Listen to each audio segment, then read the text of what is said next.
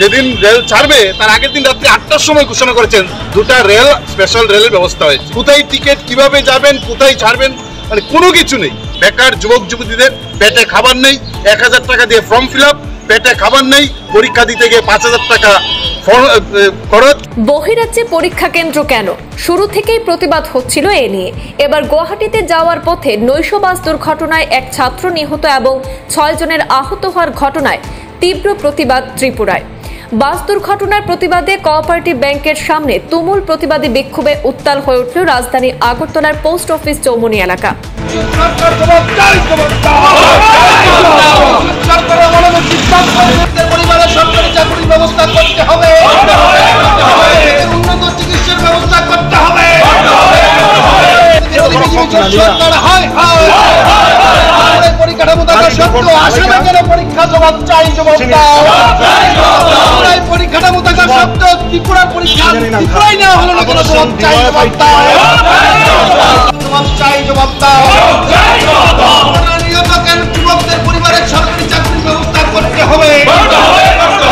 Tripura state cooperative bank পরিচালিত পরীক্ষা দিতে গিয়ে গুয়াহাটি যাওয়ার পথে আসামের হাফলংয়ে বাস দুর্ঘটনায় রাজ্যের এক পরীক্ষার্থীর মৃত্যু এবং আরও বেশ কয়েকজন আশঙ্কাজনকভাবে আহত হওয়ার ঘটনায় তীব্র বিক্ষোভের সৃষ্টি হয়েছে।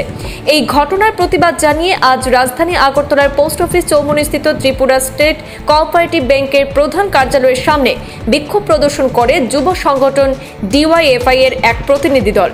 এদিনের এই বিক্ষোভ কর্মসূচির নেতৃত্বে ছিলেন ডিওয়াইএফআই এর ত্রিপুরা রাজ্য কমিটির সম্পাদক নবারুণ দেব। এই দুর্ঘটনার জন্য তিনি রাজ্য সরকারকে দায়ী করেন এবং তীব্র নিন্দা জানান। আহত এবং নিহতদের মোটা অঙ্কের ক্ষতিপূরণের পাশাপাশি পরীক্ষা কেন্দ্র রাজ্যে স্থানান্তরের দাবি জানিয়েছেন।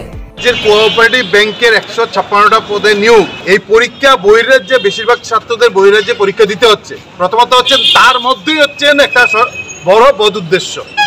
এই রাজ্যে সবার পরীক্ষার ব্যবস্থা না করে পরিকাঠামোর সংকট দেখিয়ে বহিরাজ্যে যে এই সুযোগটা মানে পরীক্ষা দিতে হচ্ছেন, এটার মধ্যে সবচেয়ে বড় বদ উদ্দেশ্য। তার সঙ্গে হচ্ছে আরো আজকে থেকে 8 বছর আগে বড় বড় ফ্লেক্স লাগিয়ে যারা বলছেন ডিজিটাল ইন্ডিয়া, এই ডিজিটাল ইন্ডিয়ার তারাই তো এখানে 6 বছর যাবত সরকার চালাচ্ছেন। ফ্লেক্সে তো প্রতিদিন তাদের বিজ্ঞাপন ঘুম থেকে উঠে আমাদের দেখতে হচ্ছে ডিজিটাল ইন্ডিয়ার ফ্ল্যাগ। আর এখানে অনলাইনে পরীক্ষা হবে, একসঙ্গে এই 19,000 ছাত্রছাত্রীর পরীক্ষা এক সপ্তাহে 10 দিনে নিতে পারছেন না এই ডিজিটাল ইন্ডিয়ায়। আর এই ডিজিটাল ইন্ডিয়ার ফলে এই রাজ্যের ছাত্রছাত্রীরা পরীক্ষা আসামে দিতে গিয়ে দুর্ঘটনায় পরে 2 জনের মৃত্যু হয়েছে। ফলে প্রথমত আমরা এই যাদের মৃত্যু হয়েছে তাদের প্রতি সমবেদনা জানাচ্ছি, তাদের পরিবারের প্রতি। অনেকে আহত, তাদের দ্রুত সুস্থতা আমরা কামনা করছি। এবং এই যে অমানবিক সিদ্ধান্ত নিয়েছে রাজ্য সরকার, এই কর্তৃপক্ষ, এই সিদ্ধান্তের নিন্দা জানাচ্ছি। মানে কত বড় বেকার বিরোধী, যুব বিরোধী হলে এইরকম অমানবিক সিদ্ধান্ত নিতে পারে যে রাজ্যের ছেলে মেয়েদের পরীক্ষা দিতে হবে বহিরাজ্যে গিয়ে। এবং সম্পূর্ণটা হচ্ছেন একটা এই যে পরিকাঠামোর সংকট, এটা হচ্ছেন ভুয়া কথা। হাজার হাজার পরীক্ষা হচ্ছেন, শত শত পরীক্ষা হচ্ছেন, হাজার হাজার ছেলে মেয়ে অনলাইনে পরীক্ষা দিচ্ছেন এই রাজ্যে। ফলে এই ডিজিটাল ইন্ডিয়ার ফলে আমাদের রাজ্যের তরুণ 2 জন বেকার যুবক যুবতীর জীবন দিতে হয়েছে। আমরা তার নিন্দা জানাচ্ছি এই ধরনের সিদ্ধান্তের সরকার এবং কর্তৃপক্ষের। তার সঙ্গে তাদের দ্রুত সুস্থতা কামনা করছি। আমরা বলবো এই যে যাদের পরীক্ষা নেবেন, একটা 2টা রেলের ব্যবস্থা করেছেন, একটা বাসের ব্যবস্থা করেছেন। কখন ঘোষণা দিয়েছেন? যেদিন রেলটা ছাড়বে তার মাত্র কয়েক ঘন্টা আগের দিন রাত্রিবেলা ঘোষণা করেছেন। ফলে সবটাই হচ্ছে যেদিন রেল ছাড়বে তার আগের দিন রাত্রি 8টার সময় ঘোষণা করেছেন দুটা রেল স্পেশাল রেলের ব্যবস্থা হয়েছে। কোথায় টিকিট, কিভাবে যাবেন, কোথায় ছাড়বেন, মানে কোনো কিছু নেই। সম্পূর্ণভাবেই ছেলেমেয়েরা যেন কোনো সুযোগ, রাজ্যের সুযোগ গ্রহণ করতে না পারেন, ছেলেমেয়েদের কীভাবে বঞ্চিত করা যায়, ছেলেমেয়েদের কীভাবে অমানবিক জায়গায় ফেলে দেওয়া যায়, এটা হচ্ছে মূল উদ্দেশ্য।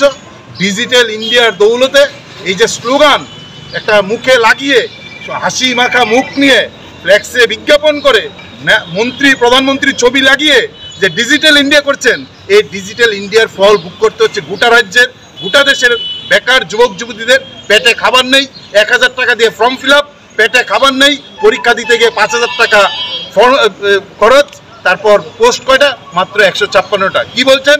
আরো পোস্ট ভ্যাকেন্সি আছে, কিন্তু আমরা মাত্র 156 রাখছি।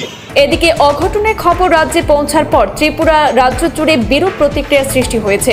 সড়ক দুর্ঘটনায় পরীক্ষার্থীর মৃত্যু এবং আহত হওয়ার ঘটনা নিয়ে উদ্বেগ প্রকাশ করে প্রতিক্রিয়া ব্যক্ত করেছেন মুখ্যমন্ত্রী ডক্টর মানিক সাহাও। শুনে নিন কি বললেন মুখ্যমন্ত্রী। শুনেছি অত্যন্ত দুঃখজনক বিষয়। তো শুনে জাস্ট আমি গাড়িতে আসছিলাম, তখনই খবরটা পেলাম। মানে আমি কি বলবো, এটা তো অ্যাক্সিডেন্ট।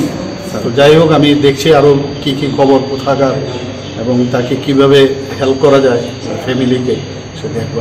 স্যার, এখানে একটা বয়স্ক পেশেন্টের জন্য একটা ওয়ার্ড বানানো হয়েছে। হ্যাঁ, এটা বেসিক্যালি ওখানে আমাদের কাছে খবর রয়েছে যতটুকু, যে ডাক্তাররা ভালো পরিষেবা দিচ্ছে এবং পেশেন্টরা খুব খুশি। তো এটা অনেকেই জানে না, মানে রাজ্যের অনেকেই বয়স্ক লোকেরা বা মানুষরা জানে না। তো এই বিষয়ে রাজ্য সরকার কি পদক্ষেপ নেয়? আপনাদের মাধ্যমে আমি সব জেরিয়াট্রিক যারা পেশেন্ট আছে তাদের এখানে কিন্তু জানে, তারা এর জন্যই তো আছে এখানে। আস্তে আস্তে সবাই জানবে। এবং আমি এখানে যারা ডাক্তার ওরা আছেন, প্রতিনিয়তই ওরা প্রেস কনফারেন্স করেন। প্রেস কনফারেন্সের মাধ্যমে ওনারা বলবেন যারা এই ফেসিলিটিসটা এখানে অ্যাভেলেবল আছে, সবাই যেন সেই ফেসিলিটিসটা নেয়। দে আর ভেরি হ্যাপি,